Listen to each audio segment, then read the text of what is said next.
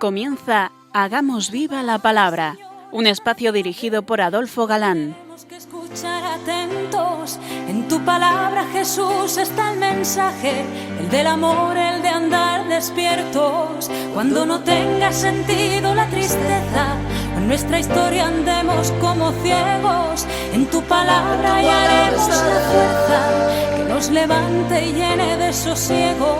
Ojalá comprendamos tu palabra, ojalá practiquemos tu palabra, ojalá nos envuelva. Hola, queridos oyentes, un día más en esta emisora de la Madre nos encontramos con vosotros a través de las ondas para compartir el gozo de disfrutar la palabra de Dios, buscando en vuestra compañía su vigencia y fuerza para nuestra vida, que es nuestro objetivo, más allá del mero análisis de los textos, que desde luego también es interesante. Aquí estamos de nuevo, Katy González, Adolfo Galán y María José García, dispuestos a pasar este rato en vuestra compañía. Bienvenido a nuestro programa Hagamos Viva la Palabra. Hola amigos, gracias por escucharnos un día más. Estamos analizando con detalle el Evangelio de San Juan y dejábamos a Jesús en el Calvario crucificado entre dos ladrones o malhechores. Es un dato más del cumplimiento de la Escritura en las impresionantes profecías del famoso capítulo 53 de Isaías. Por eso le daré su parte entre los grandes y con poderosos repartirá despojos, ya que indefenso se entregó a la muerte y con los rebeldes fue contado, cuando él llevó el pecado de muchos e intercedió por los rebeldes.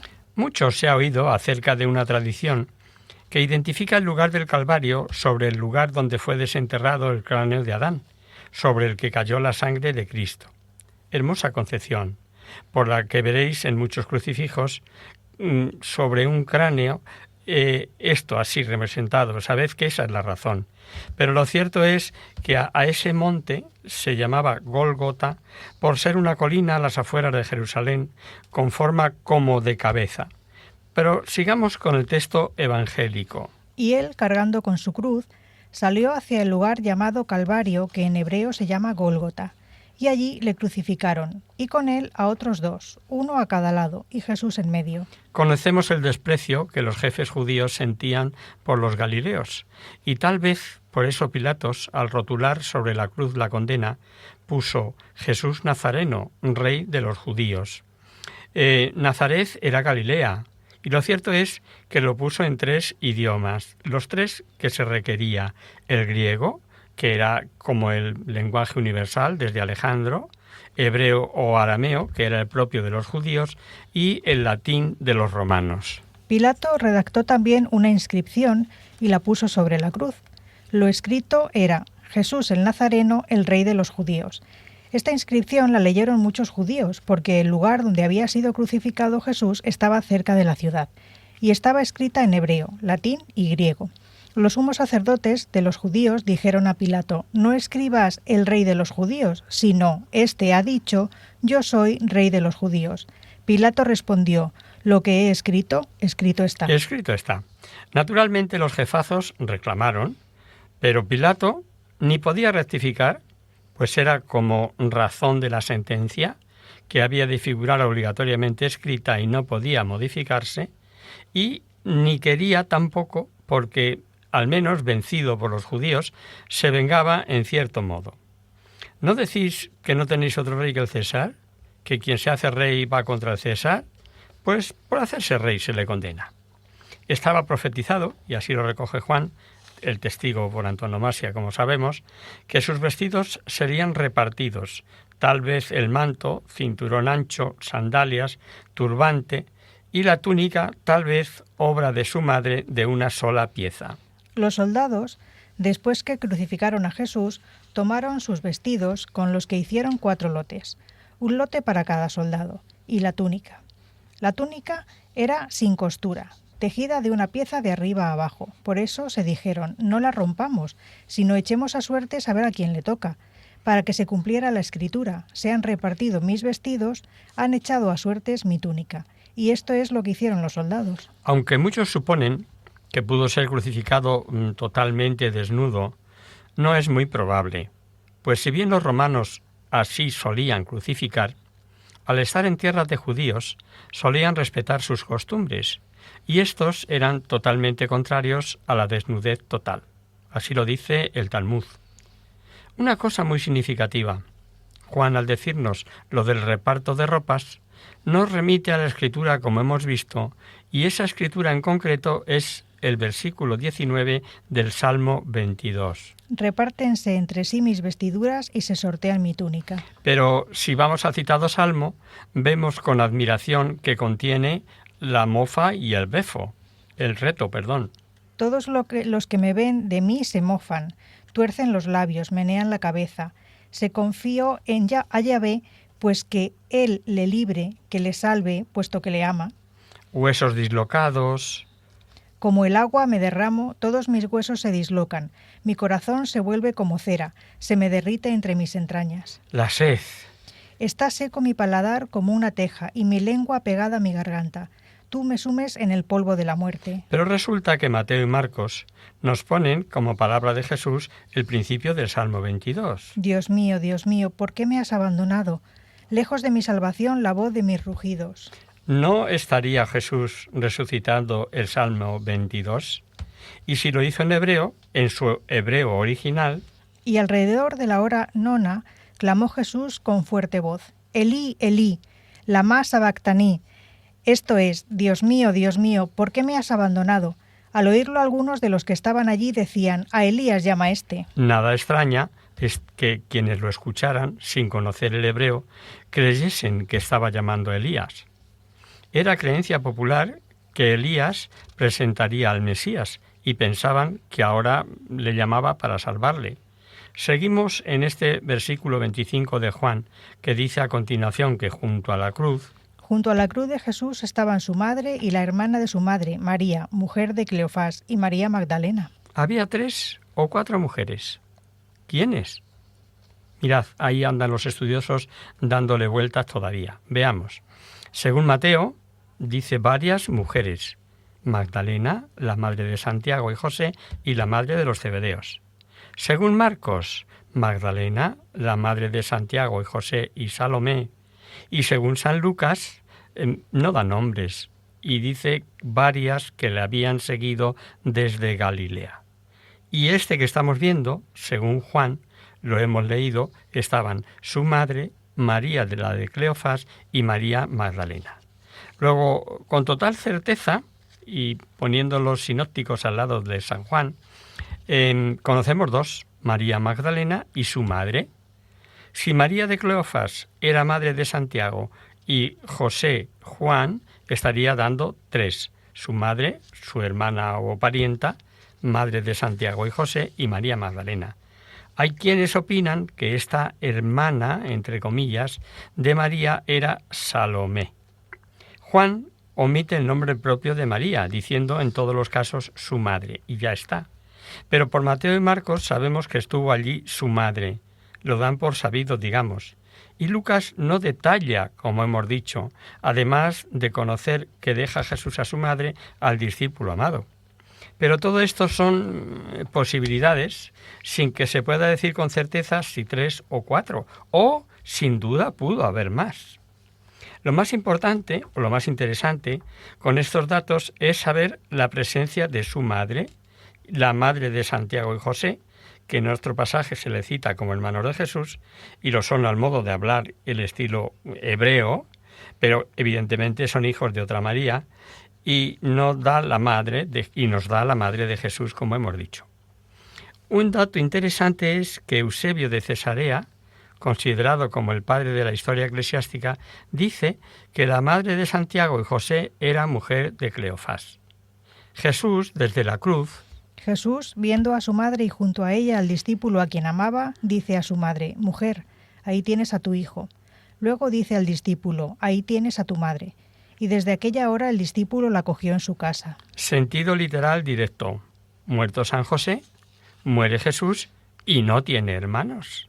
Se preocupa, por tanto, de que sea su madre acogida por Juan. Algo podemos pensar que quizá ya tuvieran hablado. Pero todo exégeta y plenamente toda la tradición, ve un sentido mucho mayor, más pleno, que este temporal de María. ¿Solamente para eso quiso Dios que la Madre pasara lo que pasó al lado de la cruz?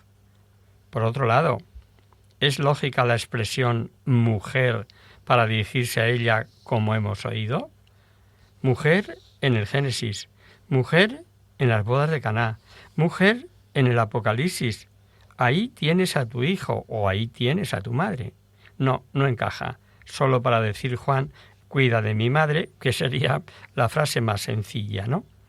Ya Pío XII, Papa, dijo que revelaba la maternidad espiritual de María con relación a los hombres. María, madre de los discípulos, de todos. Pero también dice ahí, tienes a tu madre. Luego, reciprocidad. San Juan Pablo II apunta en su famosa encíclica Redemptoris Mater: se puede decir que si la maternidad de María respecto de los hombres ya había sido delineada precedentemente, ahora es precisada y establecida claramente. Es significativo que al dirigirse a la madre desde lo alto de la cruz la llame mujer y le diga mujer, ahí tienes a tu hijo. Con la misma palabra, por otra parte, se había dirigido a ella en Caná. ¿Cómo dudar que especialmente ahora en el Gólgota esta frase no se refiera en profundidad al misterio de María, alcanzando el singular lugar que ella ocupa en toda la economía de la salvación? Cuando está en la cruz, no sin designio divino, Jesús proclama: ahí tienes a tu madre, ahí tienes a tu hijo. Este ahí abarca y llega a cada hombre, unida en la estirpe de Adán con todos los hombres. Más aún, es verdaderamente madre de los miembros de Cristo por haber cooperado con su amor a que naciesen en la Iglesia los fieles. Perfecta síntesis que hace San Juan Pablo II en esta encíclica que nos ha leído María José, ¿no? La sed de Jesús, como la de todo humano que ha perdido mucha sangre, era sed real, sed de agua. Pensad que pasaría de los 69 grados centígrados. Después de esto, sabiendo que Jesús, que ya todo estaba cumplido, para que se cumpliera la Escritura, dice: tengo sed. Había allí una vasija llena de vinagre. Sujetaron a una rama de hisopo una esponja empapada en vinagre y se la acercaron a la boca. Cuando tomó Jesús el vinagre, dijo: todo está cumplido. E inclinando la cabeza, entregó el espíritu. Y esta sed debía de ser abrasadora. Hemos leído en el Salmo 22, está seco mi paladar como una teja y mi lengua pegada a mi garganta. Chocante, ¿no? No se quejó de la brutal flagelación que le pudo costar la propia vida, ni de la terrible coronación con 1000 heridas sangrantes por el cuero cabelludo. Y sí dice: tengo sed. Por cierto, estaba en la Escritura que su sed sería abrevada con vinagre, en el Salmo 69. Veneno me han dado por comida, en mi sed me han abrevado con vinagre. Y con este cumplimiento también revela Juan, el evangelista, que la divinidad de Jesús, que sus sufrimientos son reales, que su naturaleza humana, aunque unida a la divinidad, sufre los tormentos realmente. Pero no menos revela sed de almas redimidas. Una vez Jesús hubo cumplido todo cuanto el Padre le había ordenado, entregó su espíritu. Los sufrimientos de Cristo son un abismo al que jamás hombre alguno puede ni siquiera atisbar. No entregaría el espíritu, es decir, no moriría, hasta que todo se cumpliese.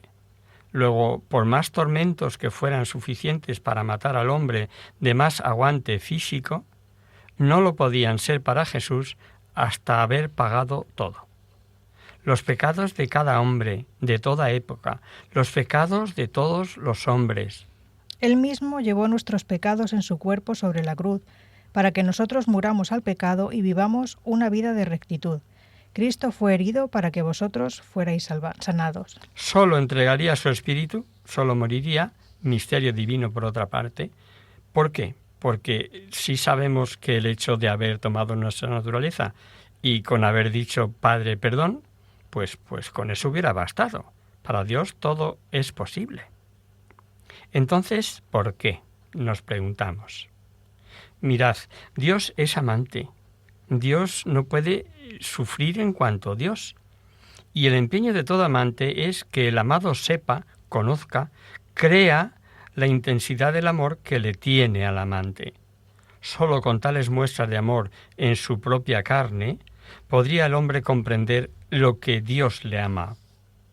Y como en cuanto Dios no puede sufrir, la segunda persona se encarna y muestra el amor de la mejor manera que el hombre puede captar. Así se explica: tanto amó Dios al mundo, que dio a su Hijo único, para que todo aquel que cree en Él no muera, sino que tenga vida eterna. Bien dijo San Agustín: Cristo no fue necesario, sino para enseñarnos el amor.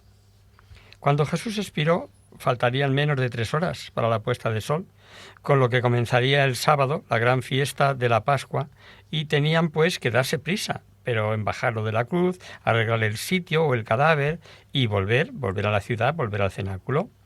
Los cadáveres no podían quedar según la ley judía. Dice el Deuteronomio: si un hombre es condenado a morir colgado de un árbol por haber cometido un grave delito, su cuerpo no deberá dejarse allí toda la noche, sino que tendrá que ser enterrado el mismo día, porque es maldito de Dios el que muere colgado de un árbol. Y vosotros no debéis convertir en impura la tierra que el Señor vuestro Dios os va a dar en propiedad. Y Jesús le habían ejecutado como reo de pena capital, por lo que los judíos pidieron romper las piernas para que muriesen, y por otro lado, y así lo atestigua Orígenes del siglo III, podría durar en cruz pues hasta días. Era el día de la preparación de la Pascua. Los judíos no querían que los cuerpos quedasen en las cruces durante el sábado, pues precisamente aquel sábado era muy solemne. Por eso pidieron a Pilato que ordenara quebrar las piernas a los crucificados y quitar de allí los cuerpos. Fueron entonces los soldados y quebraron las piernas primero a uno y luego al otro de los crucificados junto a Jesús. Pero al acercarse a Jesús vieron que ya había muerto, por eso no le quebraron las piernas. Sin embargo, uno de los soldados le atravesó el costado con una lanza y al momento salió sangre y agua. Para solucionar estos problemas, los romanos usaban unos trozos de madera, unas clavas que llamaban, con las que rompían las rodillas de los crucificados y al no poder tomar aire apoyándose con los pies, pues se asfixiaban enseguida. Cicerón dejó escrito: un crucificado no se muere si no es partiéndole las piernas. Y como Jesús ya estaba muerto, el soldado atravesó su pecho con una lanza y salió sangre, sacrificio del Cordero, sangre que salga, y agua, símbolo del Espíritu Santo que purifica. Los santos padres vieron siempre simbolizados en este derramarse el pecho de Cristo el bautismo y la Eucaristía. Y se cumplía la Escritura: no le quebrarán ningún hueso, o aquella otra de mirarán al que traspasaron.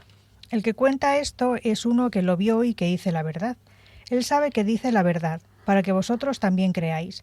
Porque estas cosas sucedieron para que se cumpliera la Escritura que dice: no le quebrarán ningún hueso, y en otra parte dice la Escritura: mirarán al que traspasaron.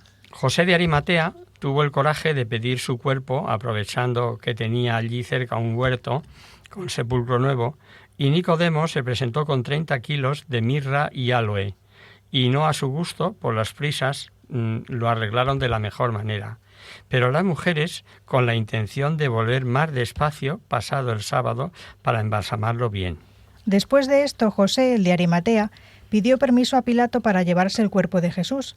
José era un seguidor de Jesús, aunque en secreto por miedo a los judíos. Pilato le dio permiso, y José fue y se llevó el cuerpo. También Nicodemo, el que una noche fue a hablar con Jesús, llegó con unos 30 kilos de perfume de mirra y áloe. José y Nicodemo, pues, tomaron el cuerpo de Jesús y lo envolvieron con vendas empapadas en aquel perfume, según acostumbraban a hacer los judíos para enterrar a sus muertos. En el lugar donde crucificaron a Jesús había un huerto, y en el huerto un sepulcro nuevo, donde todavía no se había depositado a nadie. Allí pusieron el cuerpo de Jesús porque el sepulcro estaba cerca y porque ya iba a empezar el sábado de los judíos. Y con esto pasamos al penúltimo capítulo de este precioso Evangelio, donde vamos a ver detallada la resurrección de Cristo. Juan aporta nuevos datos de aquel fastuoso acontecimiento. Alguien dijo: los hechos mejor testificados de la historia humana son los que el domingo siguiente a la crucifixión y entierro del crucificado, pues su tumba estaba vacía. Y los enemigos, queriéndolo ocultar con sobornos, los amigos, creyendo que habían rodado el cadáver, nadie puede explicarlo, pero él no estaba. El primer día de la semana, María Magdalena fue al sepulcro muy temprano, cuando todavía estaba oscuro, y vio quitada la piedra que tapaba la entrada. Corrió entonces a donde estaban Simón Pedro y el otro discípulo, aquel a quien Jesús quería mucho, y les dijo: «Se han llevado del sepulcro al Señor y no sabemos dónde lo han puesto». Pedro y el otro discípulo salieron y fueron al sepulcro. Pronto comenzó a aparecerse y a dar instrucciones a los suyos. Estuvo con ellos durante 40 días. Fue visto por muchos. Una vez, como dice San Pablo, escribiendo a los Corintios, a más de 500 hermanos. Cualquiera de ellos podría testificarlo. Veamos lo que Juan nos cuenta.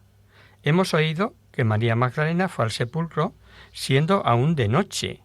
¿Quién es esta María? Sabemos que había sido gran pecadora. Lo dice Marcos. Jesús, después de resucitado, al amanecer el primer día de la semana, se apareció primero a María Magdalena, de la que había expulsado 7 demonios. ¿Sería la misma de la que nos habla Lucas en casa de Simón el fariseo? ¿Es tal vez María, hermana de Lázaro, que ungió a Jesús en Betania? Mirad, la Iglesia en la liturgia oriental las distingue claramente. No es así en la occidental, que en muchos casos las identifica, obviamente no unánimemente, ¿no?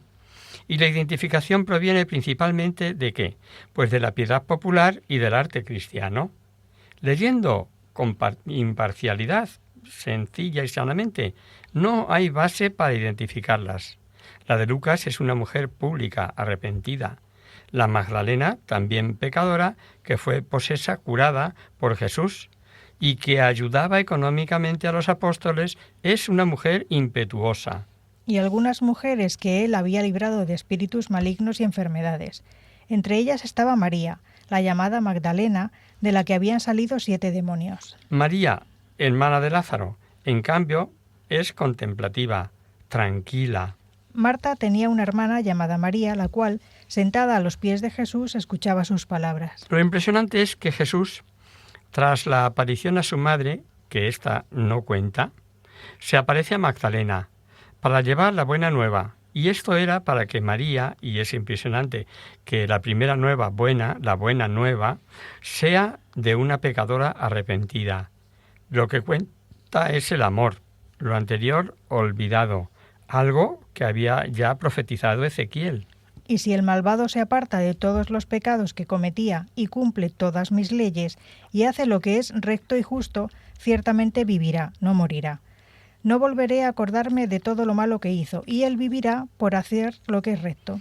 El interés por él, aun creyéndole muerto, el arrojo, el valor, como luego veremos, cuando los hombres se marcharon, dice San Agustín, un afecto más fuerte mantuvo al sexo débil fijo en el mismo lugar. ¿Fue sola?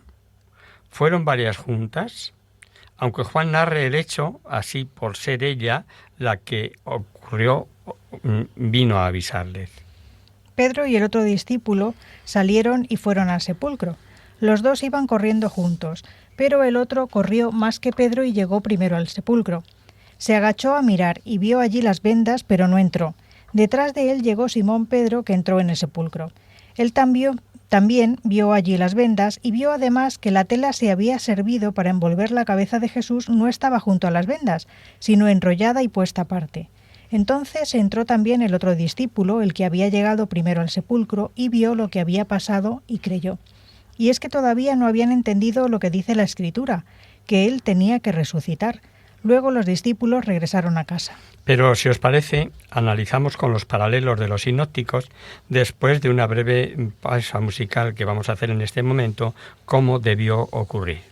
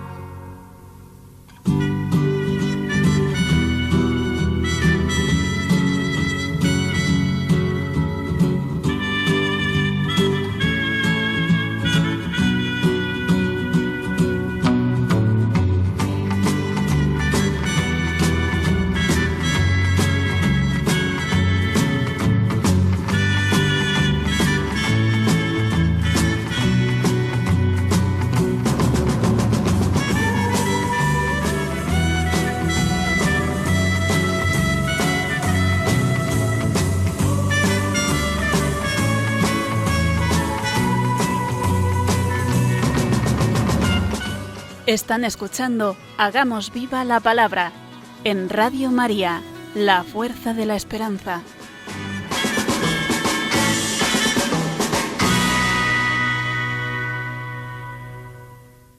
Amigos, de nuevo con vosotros, tras esta breve reflexión con música de fondo, os recordamos, queridos oyentes, que sintonizáis el programa Hagamos Viva la Palabra. Si queréis contactar con nosotros vía correo postal, lo podéis hacer a Radio María, Paseo Lanceros 2, primera planta 28024, Madrid. Y si preferís el correo electrónico, hagamosvivalapalabra@radiomaria.es. Os habíamos prometido un análisis del pasaje tal como nos parece que debió ocurrir. Mateo dice que las mujeres salieron de allí al alborear el día. Marcos dice que a la salida del sol. Lucas dice muy de mañana. Pudo ser ir juntas, saliendo aún de noche, fueron a comprar, así lo dice Marcos, aromas, y llegaron ya salido el sol. Ven el sepulcro vacío y Magdalena, más impetuosa, corre a Pedro y a Juan. Pero encajan mejor los relatos de los cuatro así. María impetuosa sale antes, de noche aún. Las otras han de esperar un poco para poder comprar y han de pasar primero por el templo, que es donde se vendían, ¿no? Y María llega, ve el sepulcro vacío y tras las palabras de Cristo corre a decirlo a Pedro y a Juan. Juan corría como joven. Vivió, según San Irineo, hasta Trajano, o sea, entre el 98 o el 117 de nuestra era. Y como llegó casi hasta 100 años, pues entonces tendría unos 25 más o menos, Pedro era ya no joven. Y cuando Juan llega antes, espera y cede el paso a Pedro. ¿Se puede dudar del respeto que tenían ya a Pedro? Hay quien dice que esperó tal vez por tener miedo al sepulcro vacío, pero no encaja con uno de los hijos del trono, ¿no? ¿Os recordáis cuando dicen aquello de ¿quieres que mandemos llover fuego? Estaban enseñando en tu nombre y se lo hemos prohibido, etcétera, ¿no? Pues este es uno de los hijos del trueno, es Juan. Entran y ven las vendas y el sudario plegado aparte. ¿Robado sin vendas? ¿Terremoto que plega el sudario? Y dice más, dice que Juan vio y creyó y empezó a comprender las Escrituras. Interesante. Las conocía, pero no las entendía en sus textos, pero su interpretación real no las había recitado nunca. Dice el Salmo 16:10 que tu elegido no conocerá la corrupción, creo que más o menos por ahí, ¿no? Y Juan narra así la aparición a María Magdalena. Escuchemos. María se quedó fuera junto al sepulcro llorando, y llorando como estaba, se agachó a mirar dentro y vio 2 ángeles vestidos de blanco, sentados donde había estado el cuerpo de Jesús, uno a la cabecera y otro a los pies. Los ángeles le preguntaron, «Mujer, ¿por qué lloras?» Ella les respondió, «Porque se han llevado a mi Señor y no sé dónde lo han puesto». Apenas dicho esto, volvió la cara y vio allí a Jesús, aunque no sabía que fuera él. Jesús le preguntó, «Mujer, ¿por qué lloras? ¿A quién buscas?» Ella, pensando que era el que cuidaba del huerto, le dijo, «Señor, si tú te lo has llevado, dime dónde lo has puesto para que yo vaya a buscarlo». Jesús entonces le dijo, «María». Ella se volvió y le respondió en hebreo, «Raboní», que quiere decir maestro. Jesús le dijo, «Suéltame porque todavía no he ido a reunirme con mi Padre. Pero ve y di a mis hermanos que voy a reunirme con él, que es mi Padre y vuestro Padre, mi Dios y vuestro Dios». Entonces fue María Magdalena y contó a los discípulos que había visto al Señor y también lo que él le había dicho. ¿Recordáis el discurso de la cena, esa hora de las confidencias que yo os decía? Ya no os llamo siervos, sino amigos. Pues escuchemos lo que ha dicho ahora. Di a mis hermanos, que es proclamar familia por el contexto, mi Padre, vuestro Padre, subo a mi Dios, a vuestro Dios. Jesús es hijo natural. Dios ha mostrado su amor hacia nosotros al enviar a su Hijo único al mundo para que tengamos vida por él. Pero por él participamos de su naturaleza divina. Somos hijos acordaros de lo que leíamos en el prólogo. Pero a quienes le recibieron y creyeron en él, les concedió el privilegio de llegar a ser hijos de Dios. Y son hijos de Dios no por la naturaleza ni los deseos humanos, sino porque Dios los ha engendrado. Así, ciertamente, Dios y Padre, pero no de la misma manera. Pero también nos revela Jesús que Dios es el mismo para Él que para nosotros. Sigue diciendo, suéltame, que puede ser que la animarse a desasirse de sus pies cogidos, porque aún le verán y estará con ellos 40 días. Pero que Juan cuente esto al cabo de tantos años nos inclina a creer que la frase contiene algo muchísimo más denso. Jesús resucitado es el mismo y dirá a veces, ved que yo soy, pero siendo él mismo, ya goza de las cualidades de cuerpo resucitado, de cuerpo glorioso, de cuerpo transformados. Su resurrección es primicia de todos los resucitados, que nos dirá, por ejemplo, Pablo en la primera a los Corintios, y todos nosotros transformados también, inmortales, etcétera, pero de otra manera. Jesús, pues, está ya como advirtiendo que el trato, la forma de intimar con Él, ha de ser otra cosa. Ahora será la fe, el trato con otros ojos, los ojos del alma. Y también encaja que la apremiase en el suéltame, ve donde mis hermanos, a que corriese a cumplir el mandato y llevar la buena nueva de la resurrección. Finalmente diremos que es todo un dato histórico el conservar el texto de la palabra aramea raboní, que era además darle mucha mayor categoría de rabí o como un superlativo, queridísimo o amado, ¿no? Solía emplearse, dirigiéndose a Dios, con lo que la Magdalena se acerca a la famosa profesión de fe de Tomás. Os decíamos que el trato con Jesús resucitado ya no es igual, que son los ojos del alma y no los del cuerpo, aun siendo el mismo cuerpo. El cuerpo glorioso va, viene, sin espacio, se aparece en la forma que quiere a los de Emaús, como un peregrino, a María Magdalena como un hortelano. En el Tiberíades ni se atreven, sabiendo que era él. ¿No os parece como los ojos del cuerpo no quedan convencidos? Y en cambio el oído sí. Una sola palabra, María. Y la respuesta inmediata, Raboní.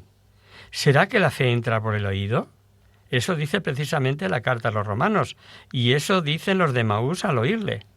¿No es cierto que el corazón nos ardía en el pecho mientras nos venía hablando por el camino y nos explicaba las Escrituras? Y María, pecadora, endemoniada, curada por Jesús, una arrepentida, la primera en anunciar y a las columnas de la Iglesia, nada menos, lo que Jesús le ha dicho.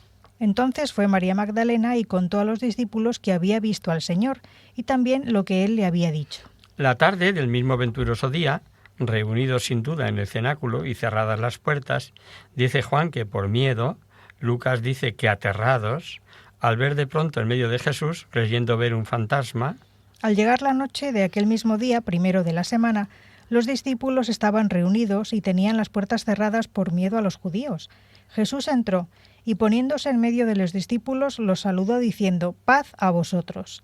Dicho esto, les mostró las manos y el costado, y ellos se alegraron de ver al Señor. Y algo dice Jesús que merece la pena pararnos. Jesús vino de arriba, del cielo, y sin dejar el cielo, vino a cumplir el plan salvífico marcado por el Padre. Es el enviado. Y vino con todo el poder en el cielo y en la tierra. Pues bien, esta plenitud de poderes en cielo y tierra, plenitud de poderes para cumplir el plan salvífico, Jesús los pasa a los apóstoles. Luego Jesús dijo de nuevo, «Paz a vosotros. Como el Padre me envió a mí, también yo os envío a vosotros». Y cómo no, con esos poderes sin límites podrán perdonar o retener los pecados. Recibid el Espíritu Santo.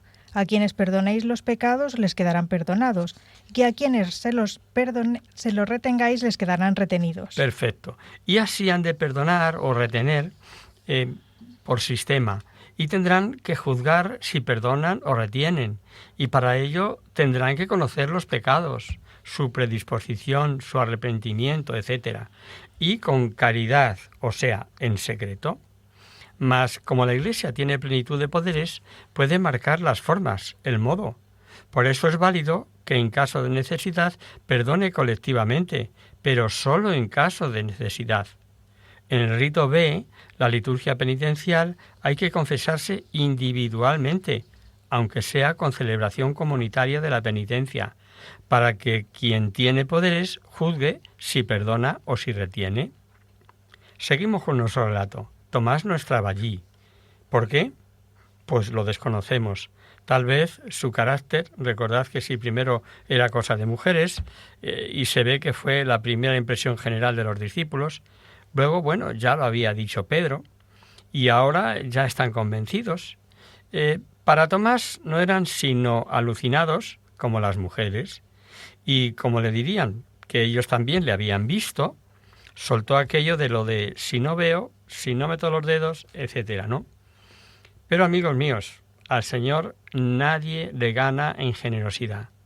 Y Jesús no olvida el rasgo generoso y valiente de Tomás en Perea, cuando los discípulos miedosos no se atrevían a subir a Jerusalén. Tomás, al que llamaban el gemelo, dijo a los otros discípulos: «Vayamos también nosotros para morir con él».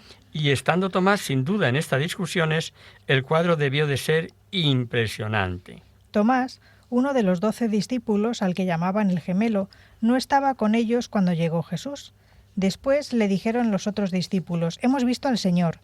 Tomás les contestó: «Si no veo en sus manos las heridas de los clavos, y si no meto mi dedo en ellas y mi mano en su costado, no lo creeré». 8 días después se hallaban los discípulos reunidos de nuevo en una casa, y esta vez también estaba Tomás. Tenían las puertas cerradas, pero Jesús entró, y poniéndose en medio de ellos los saludó diciendo: «Paz a vosotros». Luego dijo a Tomás: «Mete aquí tu dedo y mira mis manos, y trae tu mano y métela en mi costado. No seas incrédulo, sino cree». Tomás exclamó entonces: «Señor mío y Dios mío». Al fin, Tomás, sin duda, con un conocimiento no sólo de la verdad de la resurrección, sino un conocimiento total. Porque esta expresión de Tomás, Señor mío y Dios mío, es una afirmación explícita y de adoración. Jesús es Dios, es el Señor, es un acto de fe completo, y siendo judío, no cabe que dijese Dios mío, como una exclamación, como dicen, por ejemplo, los testigos de Jehová. Y Juan recoge a continuación la única bienaventuranza de Juan, pero que tanto nos afecta y tanto descubre. Nos afecta porque ahí estamos nosotros. Nos descubre porque si bien la fe es virtud teologal y por tanto la ha de regalar Dios, mucho tiene que decir el alma iluminada al aceptar que merezca tal bienaventuranza. Jesús le dijo: «¿Crees porque me has visto? Dichosos los que creen sin haber visto». Y ahí estamos todos, queridos oyentes. Y aquí vemos, en el último versículo de este capítulo, como un final del Evangelio de Juan. Jesús hizo otras muchas señales milagrosas delante de los discípulos, las cuales no están escritas en este libro, pero éstas se han escrito para que creáis que Jesús es el Mesías, el Hijo de Dios, y para que creyendo tengáis vida en él. Y vamos ya entonces con el capítulo último, el 21, que ya advertíamos al tratar la introducción, que es un capítulo que ha dado mucho que hablar y que escribir. Y tal vez creyendo la comunidad primitiva, más si me viéndole ya tan anciano que Juan no moriría, añadió este famoso capítulo 21. Otros creen que este epílogo del capítulo anterior estuvo en principio al final de él y fue colocado aquí después por los discípulos de Juan en Éfeso, donde está justo ahora, inspirados por el Espíritu Santo. Como es nuestra costumbre, ahí no entramos. Lo que sabemos es que no hay la menor huella de que este Evangelio fuese publicado sin este último capítulo 21, sin este apéndice, ¿no? La integridad en su origen se impone y comienza su narración sobre la trascendente aparición de Jesús en Tiberíades, presentando a los testigos y, como de costumbre, ocultándose él, el que escribe. Leamos. Después de esto, Jesús se apareció otra vez a sus discípulos a orillas del lago de Tiberíades. Sucedió de esta manera. Estaban juntos Simón Pedro, Tomás, al que llamaban el gemelo, Natanael, que era de Caná de Galilea, los hijos de Zebedeo y otros 2 discípulos de Jesús. Veamos. Simón Pedro, Tomás, Natanael, 2 de Zebedeo y 2 más. Y en el mismo capítulo, un poco más adelante, vemos al discípulo amado, más aún discípulo que ya vio la muerte de Pedro, así que una vez más, como hijo del Zebedeo, es el discípulo amado que vive después de Pedro, y como Santiago, el otro hijo de Zebedeo, también murió antes incluso que Pedro. Solo nos queda, por tanto, de los 5 señalados, ¿cuál? Juan, solamente, ¿no? La narración es deliciosa, como debió de ser aquel tranquilo amanecer del Tiberíades, con el solo susurro del lago en aquella ocasión tranquila. Lo mejor es leerlo despacito. Simón Pedro les dijo: «Me voy a pescar». Ellos contestaron: «Nosotros también vamos contigo». Fueron, pues, y subieron a una barca. Pero aquella noche no pescaron nada. Cuando comenzaba a amanecer, Jesús se apareció en la orilla, pero los discípulos no sabían que fuera él. Jesús les preguntó: «Muchachos, ¿no habéis pescado nada?». «Nada», le contestaron. Jesús les dijo: «Echad la red a la derecha de la barca y pescaréis». Así lo hicieron, y luego no podían sacar la red por los muchos peces que habían cogido. Entonces aquel discípulo a quien Jesús quería mucho le dijo a Pedro: «Es el Señor». Apenas oyó Simón Pedro que era el Señor, se vistió, porque estaba sin ropa, y se lanzó al agua. Los otros discípulos llegaron a la playa con la barca, arrastrando la red llena de peces, pues estaban a 100 metros escasos de la orilla. Al bajar a tierra encontraron un fuego encendido, con un pez encima y pan. Jesús les dijo: «Traed algunos peces de los que acabáis de sacar». El tiempo de nuestra emisión no nos permite ya comentar este precioso párrafo que hemos leído de la última aparición del Señor a sus discípulos. Y la cita requiere todo el detalle que merece. Yo os puedo anticipar que es una de las que más me gusta. Este sentido bucólico, el Señor con el desayuno preparado. Bueno, lo dejamos para el próximo día. Y como os digo, pues merece que lo comentemos con detalle.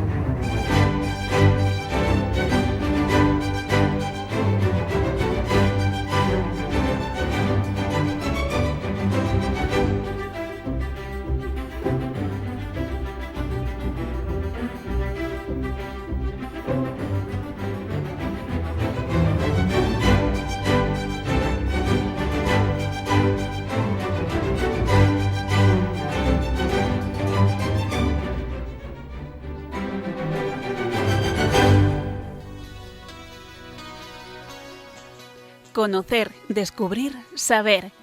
En Hagamos Viva la Palabra.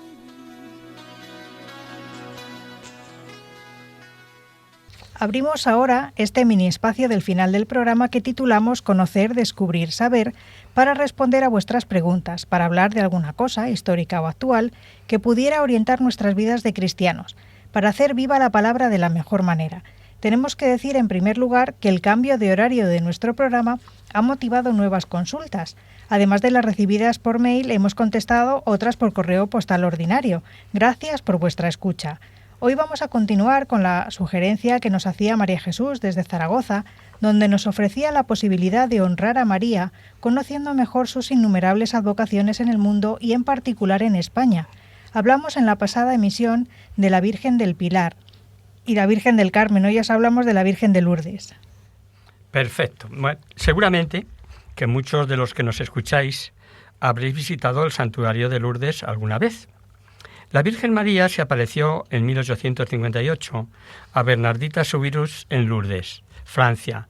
Fueron en total 18 apariciones, entre el 11 de febrero y el 16 de julio del mismo año.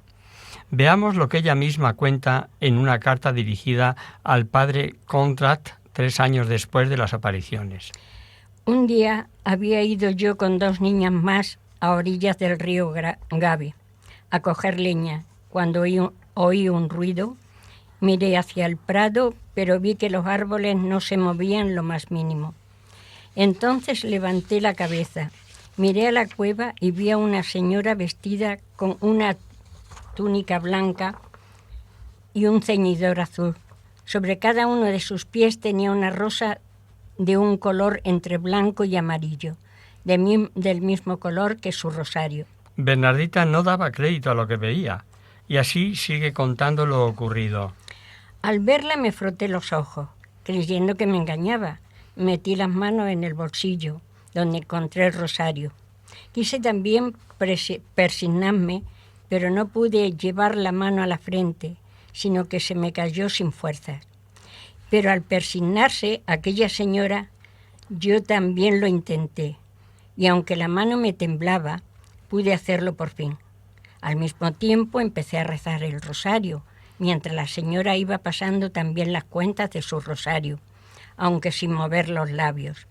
Cuando terminé el rosario, la visión se desvaneció al momento. Esta fue la primera de muchas más apariciones. Bernardita cuenta cómo fueron las siguientes en la carta dirigida al padre Gondrat. Seguimos leyendo. Allí volví el domingo, movida por una fuerza interior. Aquella señora no me habló hasta la 3ª vez y me preguntó si quería ir a verla durante 15 días. Yo le respondí que sí. Ella añadió que tenía que decirle a los sacerdotes que procuraran que se edificase una capilla en aquel lugar. Luego me mandó que bebiese de la fuente. Como no veía ninguna fuente, me dirigí al río Gave, pero ella me indicó que no se refería a él con el dedo, me señaló la fuente. Me acerqué a ella y no encontré más que un poco de agua fangosa. Acerqué la mano, pero no pude recoger ni una sola gota. Entonces comencé a rasgar y finalmente pude recoger un poco de agua. La arrojé 3 veces y a la 4ª ya pude beber. La visión desapareció. Hasta ese momento, la Virgen no le había revelado su nombre, pero sigamos escuchando. Volví allí durante 15 días y la señora se me apareció cada día, fuera de lunes a viernes, insistiendo en que tenía que decir a los sacerdotes que se le edificara allí una capilla, que tenía que rogar por la conversión de los pecadores y que rezara el rosario todos los días. Varias veces le pregunté quién era, pero ella se limitaba a sonreír dulcemente. Finalmente, poniendo los brazos en alto y levantando los ojos al cielo, me dijo: «Yo soy la Inmaculada Concepción». La Virgen María confirmaba así el dogma de la Inmaculada Concepción, definido por el Papa Pío IX en 1854, 4 años antes de las apariciones. Bernardita Soubirous se hizo religiosa y su cuerpo se conserva incorrupto en Nevers, Francia.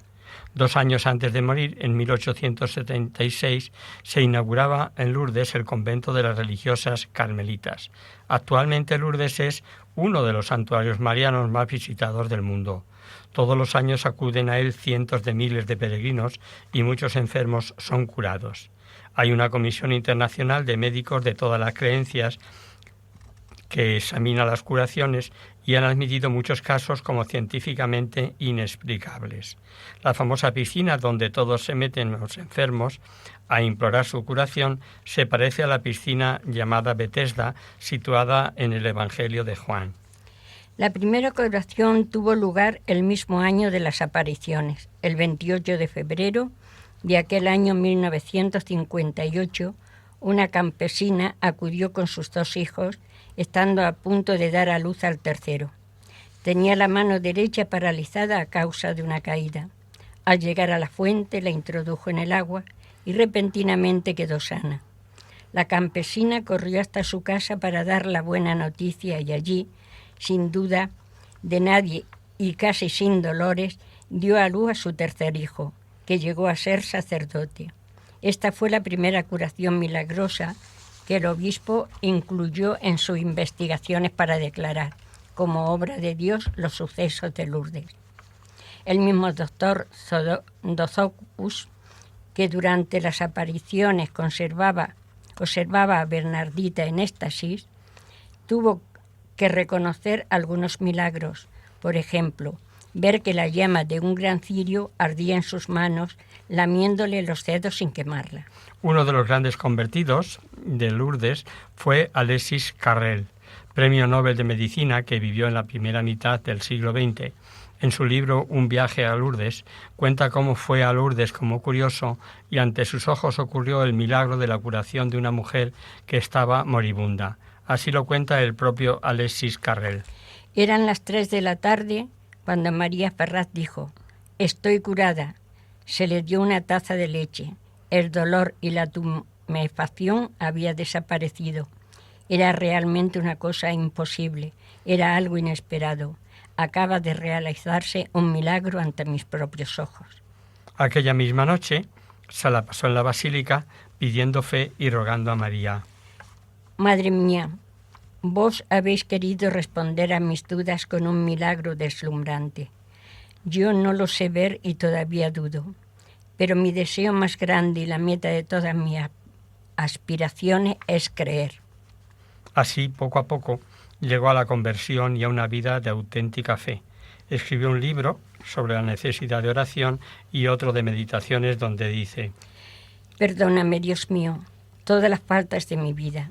Me entrego totalmente a vos en la pena infinita de haber pasado como un ciego, sin fe a través de mi vida. Os ofrezco todo lo que me queda.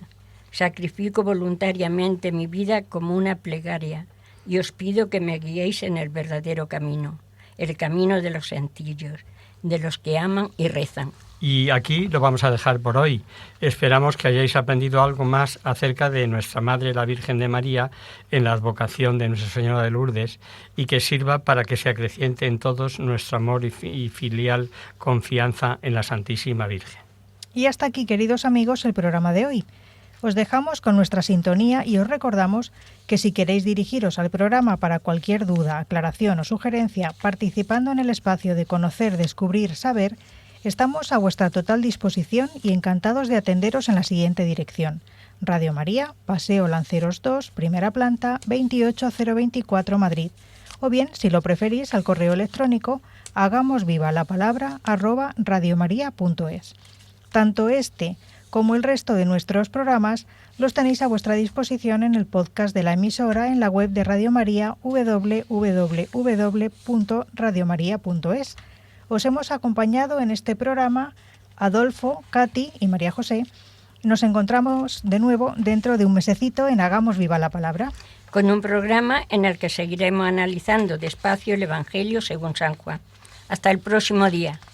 Hasta nuestra próxima emisión. Hasta el próximo día.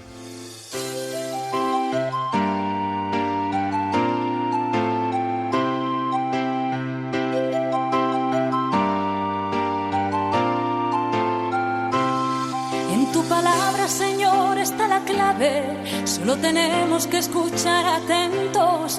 En tu palabra, Jesús, está el mensaje, el del amor, el de andar despierto. Así concluye Hagamos Viva la Palabra, con Adolfo Galán. Andemos como ciegos, en tu palabra y haremos la fuerza que nos levante y llene de sosiego. Ojalá comprendamos tu palabra.